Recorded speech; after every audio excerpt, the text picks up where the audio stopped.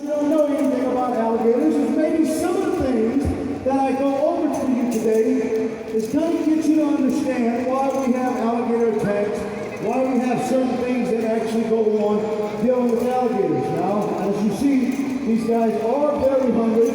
Not that I don't feed these guys, I feed these guys pretty good, but overall, hey, there you go, he bit my boot. You don't like leather, huh? You made of leather. But overall, like I said, I'm going to give y'all a little bit of education show. But the biggest thing is, ladies and gentlemen, I'm going to need you to get involved in the show just as much as we are passionate about alligators. Can we do that? Yeah! All right, so that means I'm going to have fun with this. I like to live life. We do have an alligator park out of Natchitoches, Louisiana. How many of you know where Natchitoches is at? All right, so look, we house over 250 alligators on the property.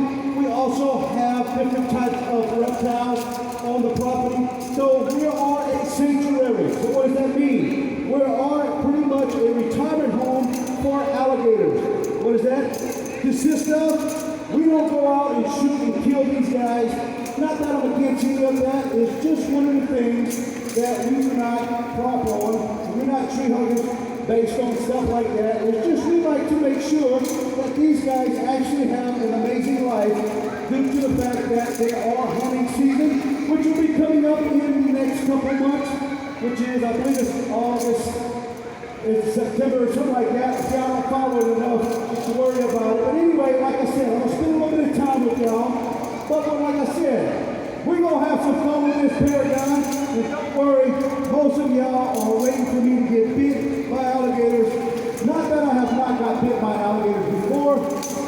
Hopefully these guys, and I'm hoping that these guys are very nice to me. Now, some of these guys did clear off the rock. So there's not a trick to this, ladies and gentlemen. Really what takes place is you get the bigger meats at the top, and you give the bigger guys that's being a bully the meat, and they leave you alone. Alligators do not wake up in the morning and decide they want to eat human beings. How many of you believe that? If you believe that, you watch too much television, okay? But the way it works, ladies and gentlemen, in the wintertime, that means basically alligators will not eat. You see how these guys are moving around, they're very active for food. So around the mid-November, at least to your March time frame, these guys will never do this because they will go in what they call a pumation stage. That means basically alligators will form into a hibernation stage. These guys do not consume food any time during the winter, only because first, they are cold-blooded animals. The second thing it is, their metabolism is not as high as you think. So kind of give you an idea. During the wintertime, an alligator will drop his heart rate 3 to 5 heartbeats per minute, okay? Not only that, they can spend 3 to 4 hours underneath the water. Because get it, their metabolism is not high, their heart rate is very low. It's kind of like saving time and stuff like that. But overall, versus the summertime, ladies and gentlemen, it's a big difference. Because during the summertime, an alligator's heart rate will be 55 to 60 heartbeats per minute. They can spend 2.5 hours underneath the water. So now you can kind of understand, ladies and gentlemen, you don't have anything, buddy.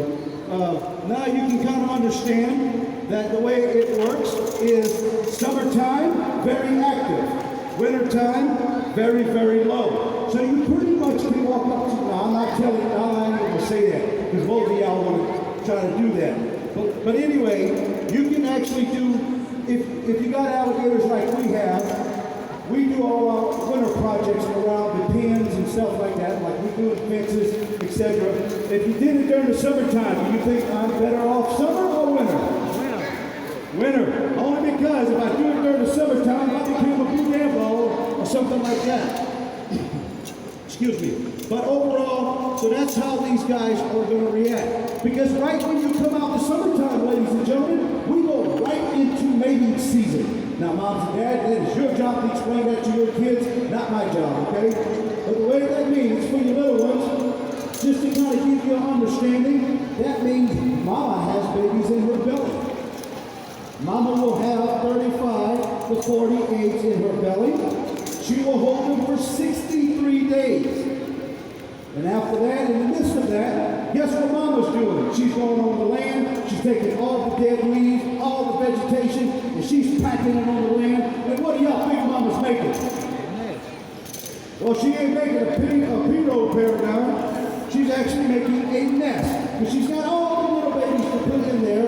Now, what's amazing about the alligator nest, okay, which at this time in the month, that's where all the babies are now. They're not in her belly anymore. They're all in the nest. But like I said, what's important about the alligator nest is that basically it is due to temperature that will determine the gender of the alligator.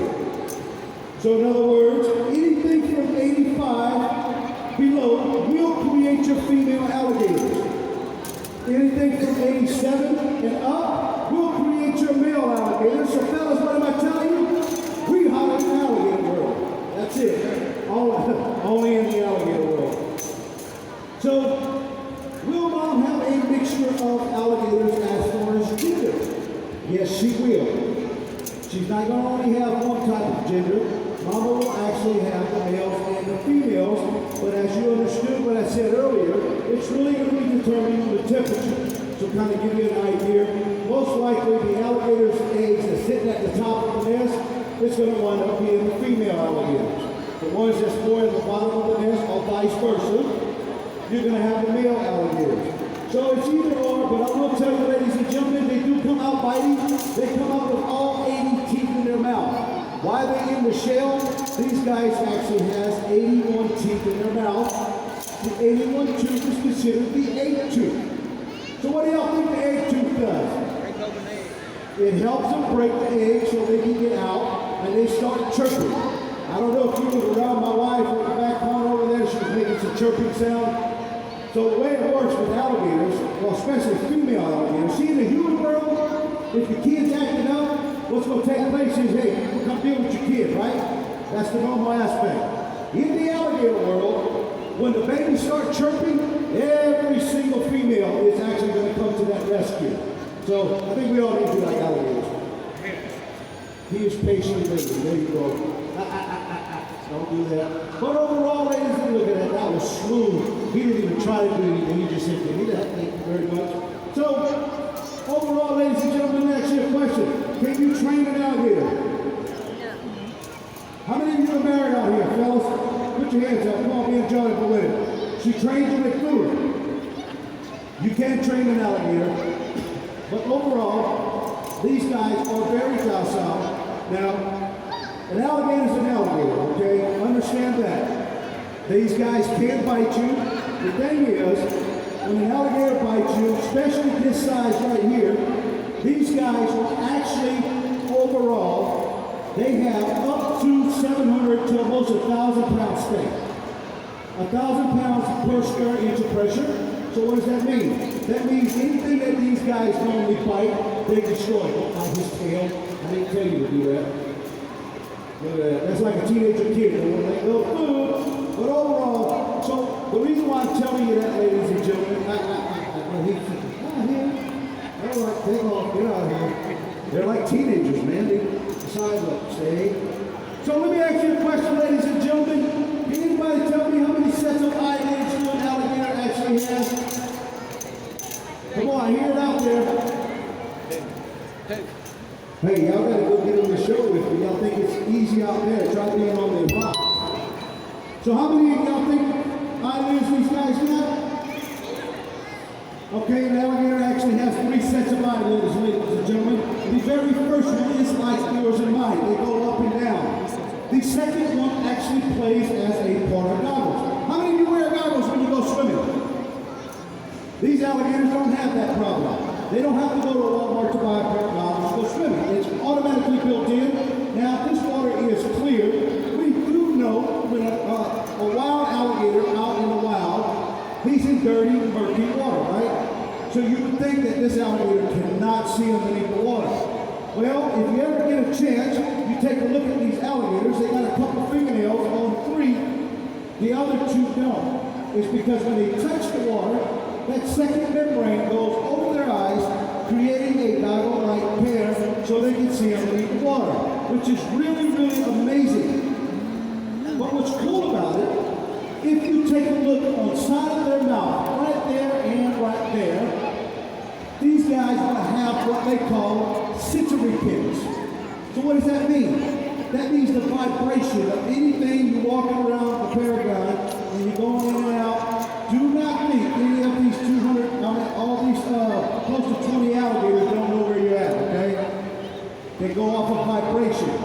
So if a piece of meat falls in the water, even in a swamp area, if it trickles down, the vibration, they know exactly where they're at. So that's why they normally go side to side. But you're going to understand the reason why they do that back and forth. So what we're going to do is take a look. You see all these bumps on the back end of these alligators right here? Anybody tell me what that's called? Correct. They're called scales. Some people know them as called scoops. All right? The scientific word for that, ladies and gentlemen, is called osteoderm. And all that really means in English is bone and skin. Quit biting his tail. It means bone and skin, ladies and gentlemen, but it plays an amazing role for these alligators. So what am I saying? The first thing it's actually going to do, it's going to work as a sheet of armor for these guys. That means they battle against each other, they do fight against each other. I got a phone call earlier about an alligator about fighting another one, but anyway, they battle against each other. The second thing it does, it works as one huge solar panel. How many of you Louisiana folks ever seen an alligator sitting on the bank with his mouth open like that? Y'all ever see that? I like to tell people when you see an alligator sitting on the bank with his mouth open, remember one thing, that ain't your business. Trust me, leave that alligator alone. Why? That animal is very active. He is very performance and energy. An alligator does that for two reasons. The first reason is because he needs the energy to hunt. The second thing he does need the energy for is to travel. So if you ever see an alligator in the yard with his mouth open, leave him alone. What he's probably doing is traveling to go on to where he's supposed to, because an alligator can travel over 150 miles and still report back to where he started at, which is really amazing for alligators. All right? And the third thing it does, don't forget about it. These osteoderms on the back end of these guys, it actually helps us know the age of an alligator. Have you ever heard somebody when you cut a tree, the rings around it give you the age of the tree, right? Well, the way the osteoderm works is you cut it off and don't hurt them, don't grow back, but you send it to a college. They call me back and say, hey man, your alligator's this age. Ladies and gentlemen, the one I have in Natchitoches, Louisiana, named Big Lou, he's actually 71 years old. But we're here at the Paragon, so you're probably wondering, how old are these guys? Do anybody got a number? What do y'all think? Okay? Well, just to let you know, ladies and gentlemen, I'm going to say roughly, because I did not get a osteoderm testing, but these guys are in their teens, and I think we got one over here that's probably about 21 years old. He just got to the drinking age. Okay? I'm just picking, we don't do that. But really,